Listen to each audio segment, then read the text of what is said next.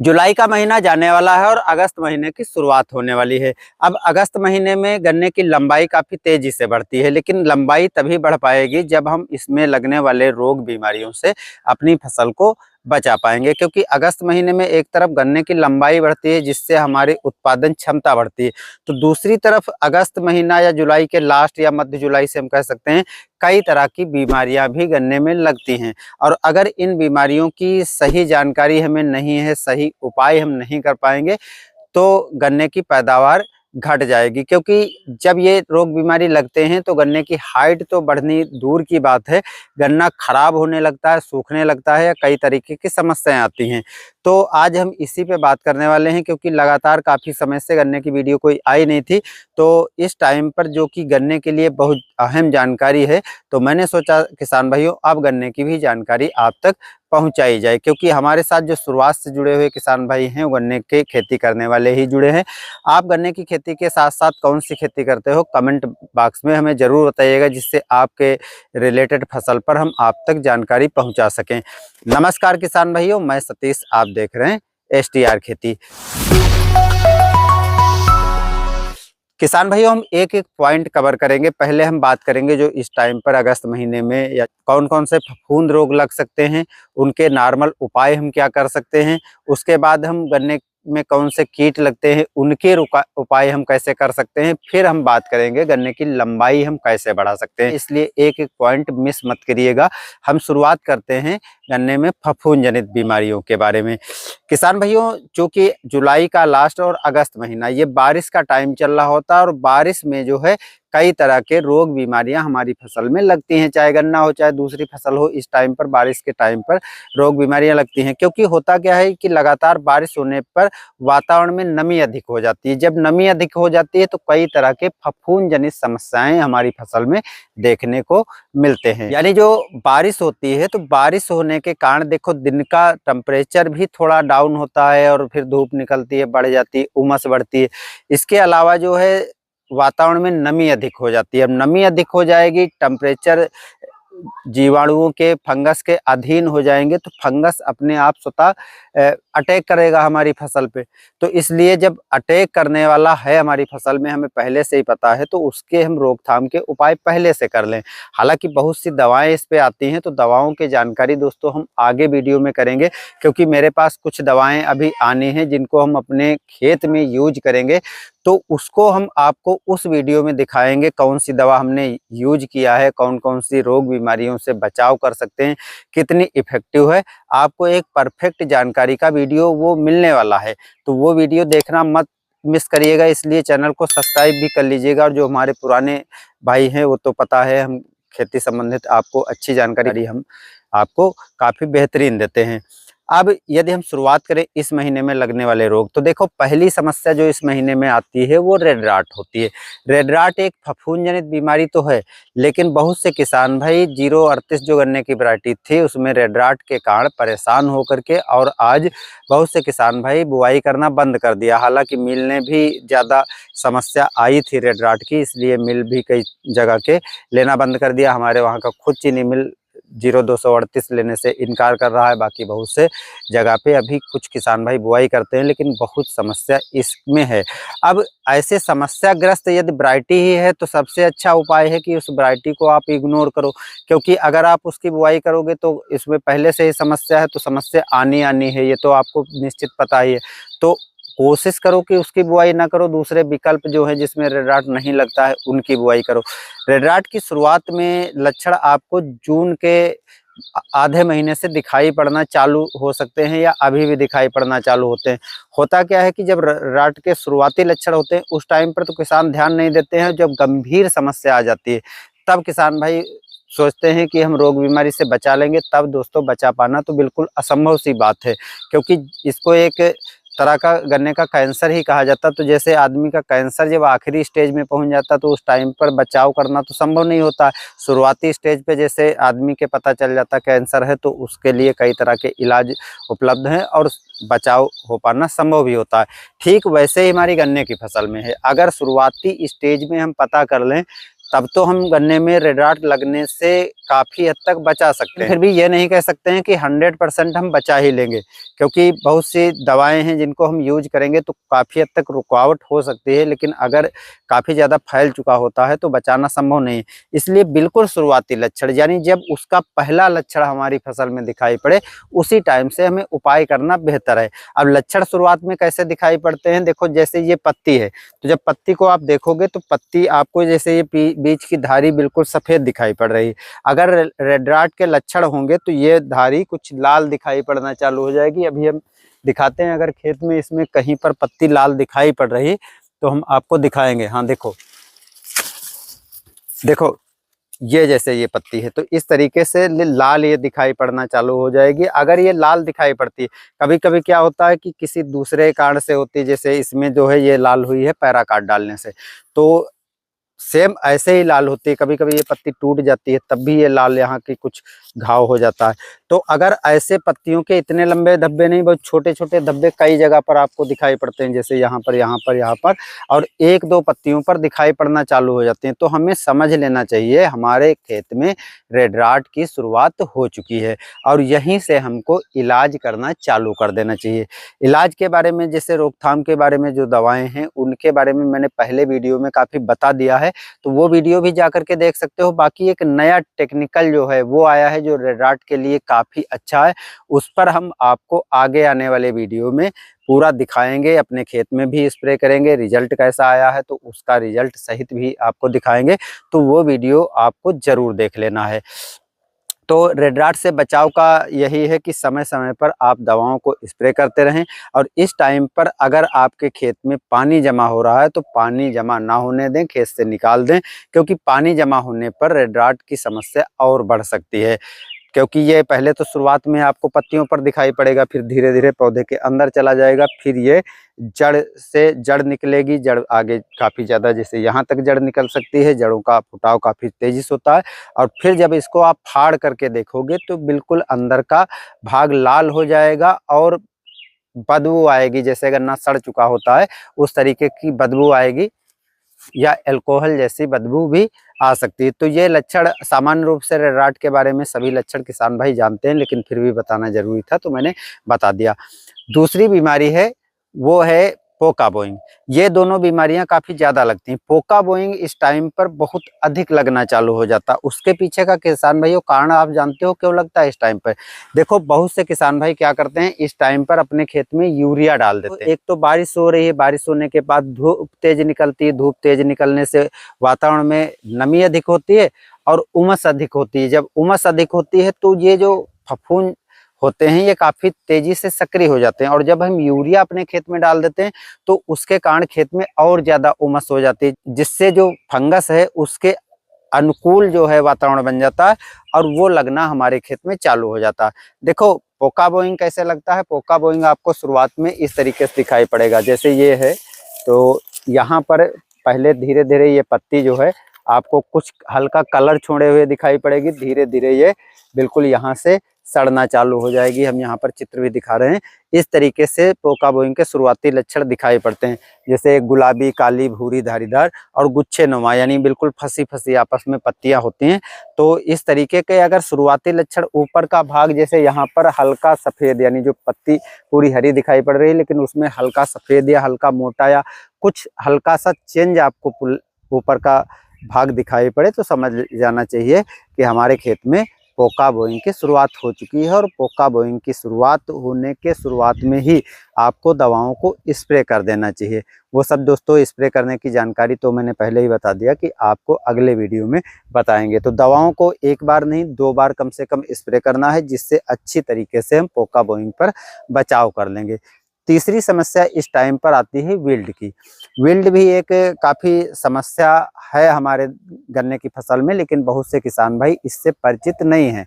अब विल्ट क्या होती है, देखो आपको बता दें। देखो जैसे पोका बोइंग और रेड राट के लक्षण तो मैंने बता दिया। विल्ट में क्या है, गन्ना तो आपको इस तरीके से स्वस्थ दिखाई पड़ेगा, लेकिन शुरुआत में पत्तियां पीली होना चालू हो जाएंगी और पत्तियां नीचे की तरफ ऐसे झुकना चालू हो जाएंगी।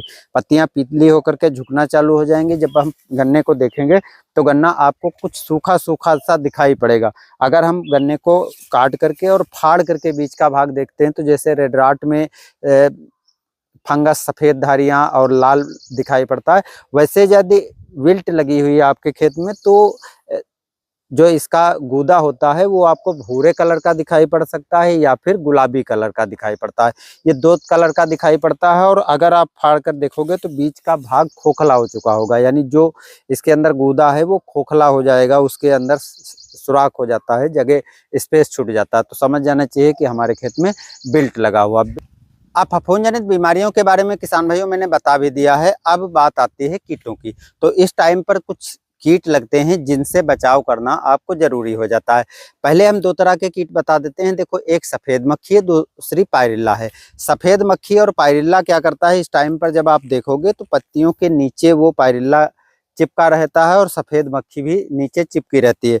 अब वो क्या करते हैं कि नीचे से पत्तियों का जो ये हरा भाग होता है वो रस चूसती है, तो हरापन धीरे धीरे कम हो जाता है। जब हरापन कम हो जाएगा तो प्रकाश संश्लेषण अच्छी तरीके से नहीं हो पाएगा, क्योंकि ये क्लोरोफिल, जो हरा भाग आप देख रहे हो, ये क्लोरोफिल होता है और क्लोरोफिल की मात्रा जितनी कम होगी उतना ही भोजन अच्छे से नहीं बना पाएंगे, और जितनी अच्छी क्लोरोफिल की मात्रा होगी उतना भोजन अच्छे से बना पाएंगे। अब जो ये पायरिल्ला और सफेद मक्खी नीचे से रस चूसते हैं, तो रस चूसने के साथ साथ ही एक ये पदार्थ भी छोड़ते हैं जो चिपचिपा होता है। पत्तियों को छुएंगे तो चिपचिपा लगेगा, जिससे पत्तियां नीचे से काली पड़ जाती हैं, और काली पड़ जाती है, एक ऊपर से लेयर बन जाती है। गन्ना हमारा धीरे धीरे कमजोर हो जाता है और सीधे असर उसका पैदावार पर पड़ता है।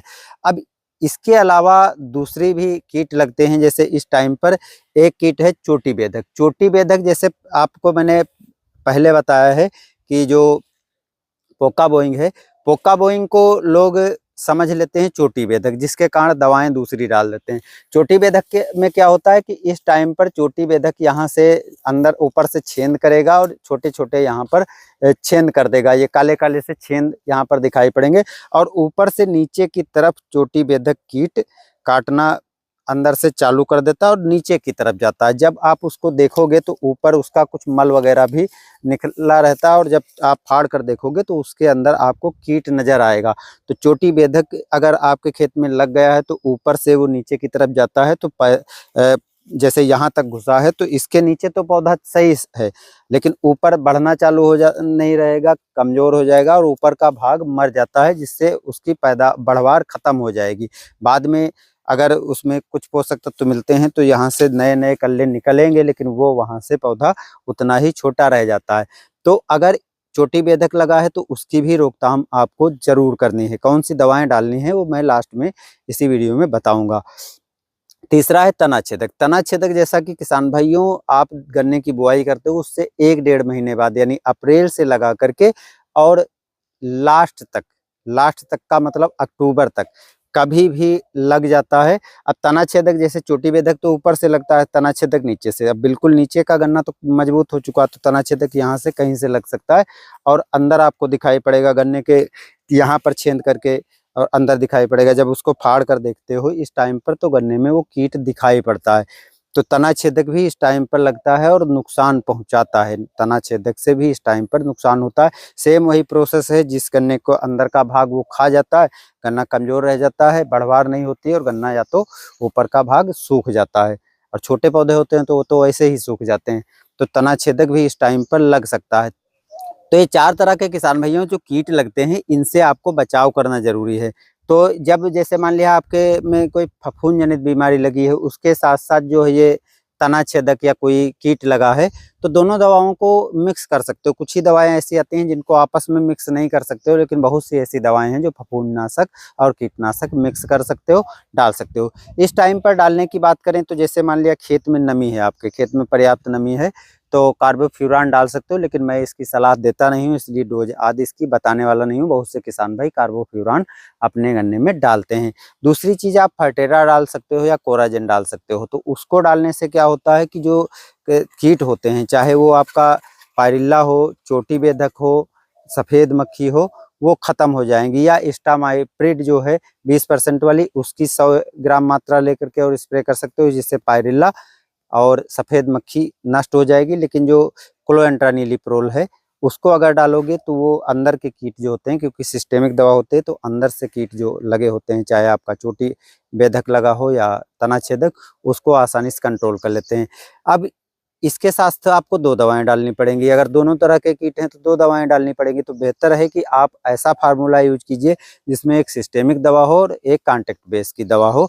जैसे बहुत सी दवाएं हैं, जैसे मान लिया आपको बताते हैं लैम्डासाइलोथ्रीन और थायोमेथाक्सम। ये फार्मूला काफ़ी ज़बरदस्त है और इसको डाल सकते हो 200 ml मात्रा लेकर के प्रति एकड़ स्प्रे की जा सकती है। दूसरी है जिसमें क्लोएंट्रानिलिप्रोल 9.5% और लैम्डासाइलोथ्रीन 4.6%। इसकी 200 ml मात्रा लेकर के 1 एकड़ में स्प्रे किया जा सकता है। एक फार्मूला है फिप्रोनिल और क्लोएंट्रानिलिप्रोल, उसकी भी 200-250 ml मात्रा लेकर के स्प्रे किया जा सकता है। तो ये ऐसी दवाएं हैं जिनको अगर डालते हो तो दोनों तरह के काम करते हैं, कॉन्टैक्ट बेस के और सिस्टेमिक। तो जो समस्याएं कीट संबंधित हैं वो आराम से कंट्रोल हो जाएंगी। अब वादा किया था दोस्तों मैंने लास्ट में कि यहाँ गन्ने की हम लंबाई कैसे बढ़ा सकते हैं।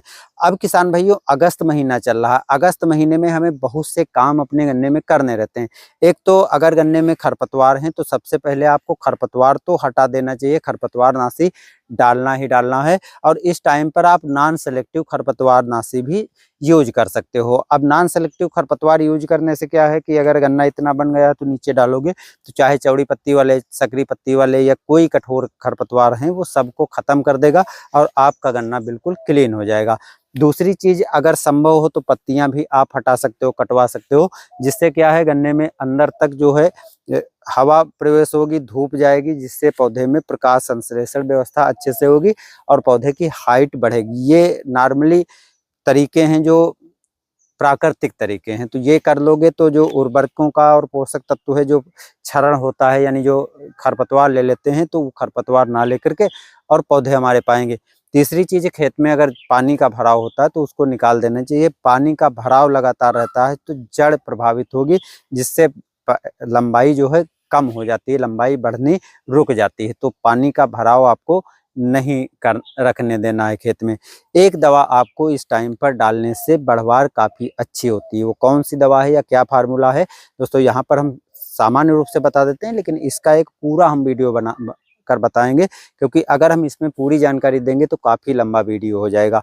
वो फार्मूला आप नोट कर लीजिए। देखो NPK 19-19-19 है, इसकी आप 2 किलो मात्रा ले लीजिए और इसके साथ में आप ले सकते हो जिब्रेलिक एसिड। जिब्रेलिक एसिड की 5 ग्राम मात्रा प्रति एकड़ डालने की आवश्यकता होती है, जो पाउडर फॉर्म में होती है। बाकी लिक्विड फॉर्म की आपको कोई दवा 200 ml, कोई 300 ml, कोई 500 ml, तो वो लिक्विड फॉर्म वाली लेते हो तो उस आधार पर आपको लेना है।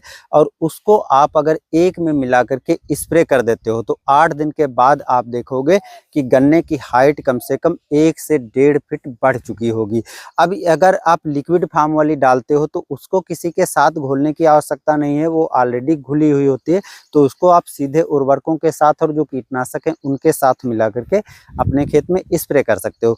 लेकिन जो पाउडर फॉर्म में आती है उसको घोलने में थोड़ी समस्या होती है, तो इसलिए या तो आपको एल्कोहल ले लेना है, 1 एकड़ में स्प्रे करने जा रहे हो तो 40-50-100 ml तक एल्कोहल ले लेना है, या शुद्ध शराब जो होती है यानी उसमें पानी ना मिक्स हो वो शराब आपको ले लेनी है और उसकी 250 ml मात्रा ले सकते हो, 100 ml मात्रा ले सकते हो। जितना उसमें आपको घोलना है केवल बस इतना काम रहता है, उसको घोल करके आप स्प्रे कर दोगे। एल्कोहल की जब मात्रा पहुंचती है तो और अच्छे से जो है जिब्रेलिक एसिड अपना काम करता है।